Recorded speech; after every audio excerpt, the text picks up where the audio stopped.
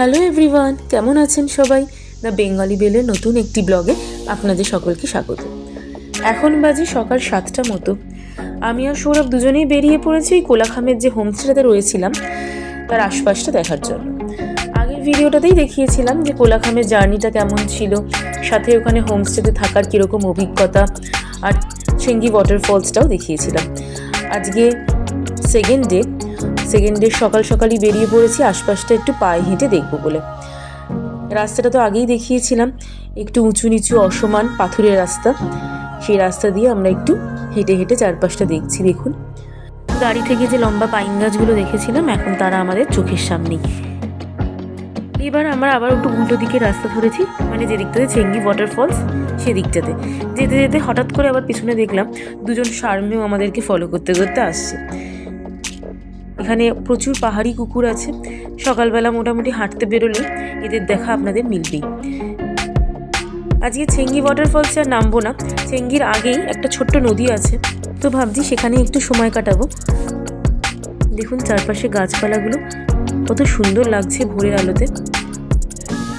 আর আমার বাঁ দিক দিয়ে এই যে নিচ দিয়ে বয়ে যাচ্ছে সেই ছোট নদীটা, যে নদীটার ধারে আমরা এখন যাচ্ছি। এখানে পায়ে হেঁটেও চেঙ্গি ওয়াটারফলস যাওয়া যায়। পায়ে হেঁটে লাগবে 15 মিনিট মতো আমরা যে হোমস্টেটাতে উঠেছিলাম, কিন্তু যদি গাড়ি করে যাই তাহলে 5 মিনিটেই হয়ে যাবে, একদমই কাছে। আমরা চলেই এসেছি অলমোস্ট নদীটার ধারে। তো আর কিছুক্ষণের মধ্যেই আমাদের হোমস্টে ছেড়ে দিতে হবে। আমরা নতুন গন্তব্যের উদ্দেশ্যে আবার যাত্রা করব। আর নতুন গন্তব্যটা কি সেটা আর কিছুক্ষণ বাদেই বলছি। এখন চলুন কোলাখামের এই লাস্ট সকালটা যতটা পারা যায় একটু উপভোগ করে নিই। দেখুন যেতে যেতেই রাস্তাতেই দেখুন চারদিকে ছোট ছোট ওয়াটার ফ্লো আসছে, চারদিকটা কিরকম মাটিটা ভিজে ভিজে।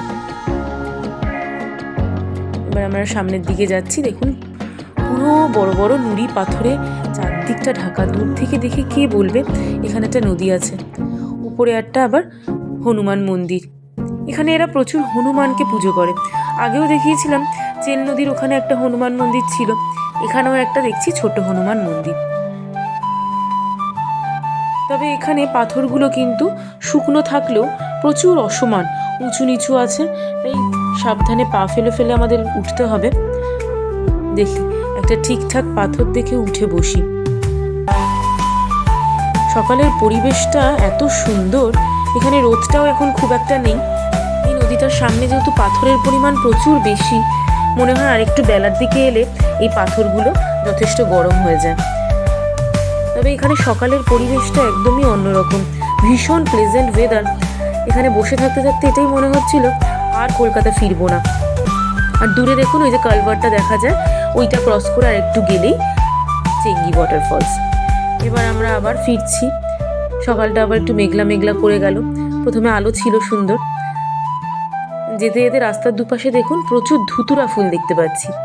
এখানে একজন নেপালি মহিলাকে জিজ্ঞেস করে আমরা পারমিশন নিয়ে একটা ধুতুরা ফুল পারলাম।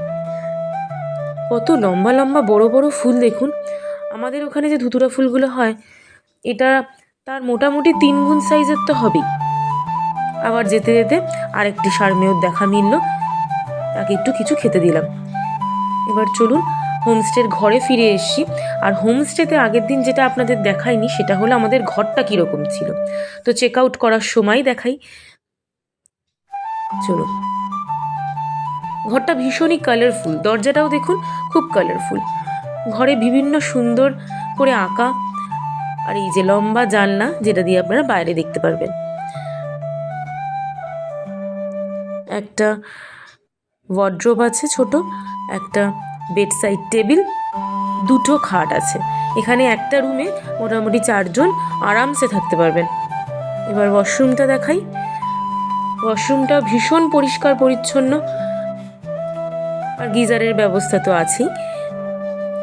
কিন্তু ঘরটা যেটা দেখে আমার প্রথম মনে হয়েছিল ভীষণ কালারফুল। এরকম কালারফুল হোমস্টের ঘর জেনারেলি দেখা যায় না। আগেই বলেছিলাম হোমস্টের মালিক খুবই শৌখিন। প্রত্যেকটা ঘরের দরজার বাইরে আবার পাহাড়ি লোকদের ভাষায় লেখা ওয়েলকাম। দারুণ না?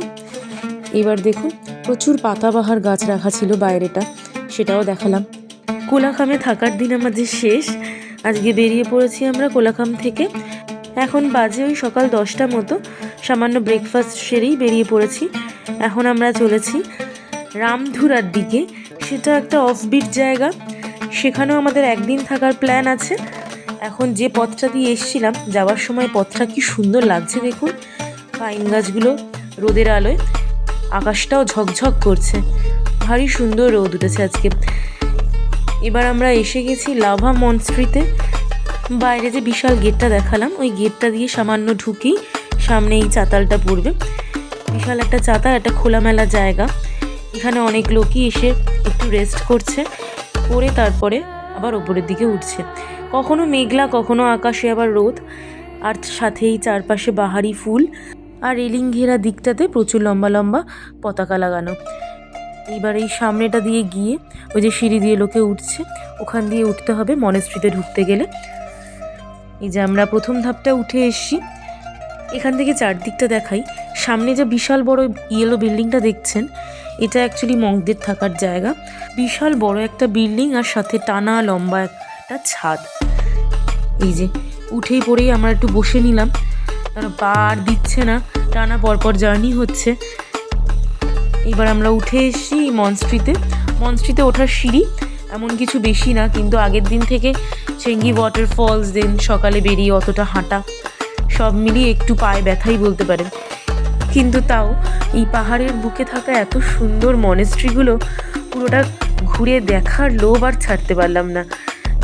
চলুন আমরা এবার ভেতরে ঢুকবো। ভেতরটা দেখে মনে হচ্ছে পুরোটাই ফাঁকা। কিছুক্ষণ আগেই এদের পুজো অর্চনা সব হয়ে গেছে। আর যেটা বলার, আমরা পারমিশন নিয়ে ফটোগ্রাফি করেছি, কারণ অনেক সময় ইনস্ট্রাকশন দেওয়া থাকে ফটোগ্রাফি করবেন না।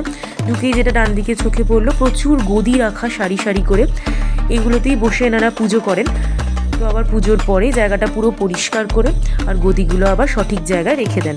এখানে 5টি ভগবানের মূর্তির মধ্যে একদম মধ্যিখানে বুদ্ধদেব।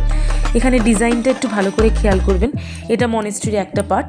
এবার আমরা চলে এসেছি সেকেন্ড পার্টে, যেটা একদম অপোজিটে ছিল।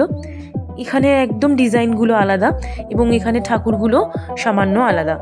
উপরটা দেখুন কি সুন্দর কারুকার্য করা আর সুন্দর করে আঁকা। এরা মনে হয় মাঝে মাঝে এগুলোকে রং করান। এবার যেটা এখানে দেখার, সেইটা হলো প্রত্যেকটা ভগবানের মূর্তির সামনে 7টা করে বাটি রাখা, দেখুন। আর একদম মধ্যিখানে বুদ্ধদেব, সেখানেও 7টা বাটি রাখা। আবার ওই দিকটাতেও 7টা বাটিতে ভর্তি করে জল দেওয়া আছে। আর একদম মাঝে প্রদীপ জ্বলছে। যেহেতু পুজো হয়ে গেছিল, আমরা এখান থেকে একটু আঁচ নিয়ে নিলাম। এবার আমরা মনেস্ট্রি থেকে নেমে একদম বাইরের দিকটাতে যাব। সিঁড়ি দিয়ে পুরো নেমে এসছি, আর এটা মনেস্ট্রির শেষ প্রান্ত। এখানে প্রচণ্ড জোরে হাওয়া হচ্ছে, হাওয়াতে পতাকাগুলো কি সুন্দর উঠছে দেখুন। মনেস্ট্রির এই বিল্ডিংটা পুরোটাই লাল।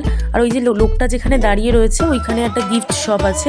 প্রচুর গিফট আইটেম পাওয়া যাচ্ছিল, এবং রিজনেবল প্রাইসের মধ্যেও অনেক কিছু ছিল।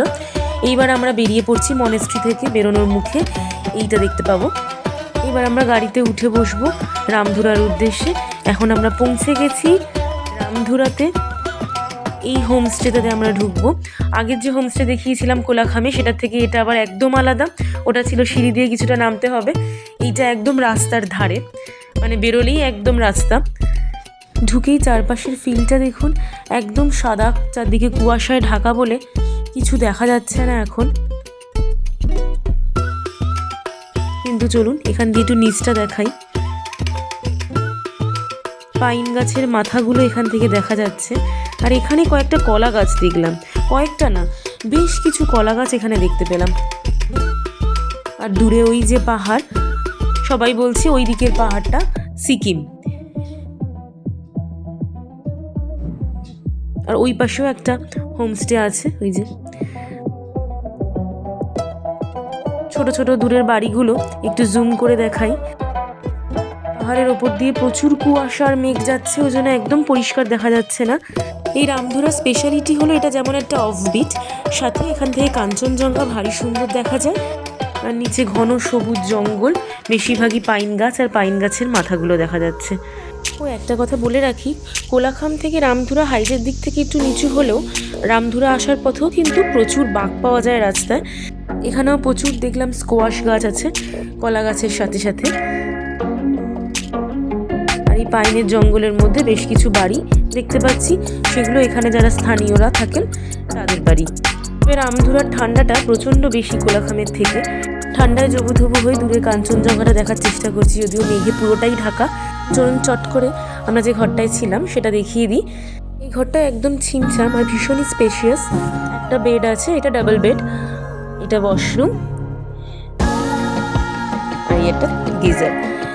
মোটামুটি আজকের ভিডিওটা আমি এখানেই শেষ করছি, কারণ এরপরে আর বিশেষ কিছু দেখানোর নেই। যদি ভিডিওটি ভালো লেগে থাকে অবশ্যই লাইক, কমেন্ট আর সাবস্ক্রাইব করে দেবেন।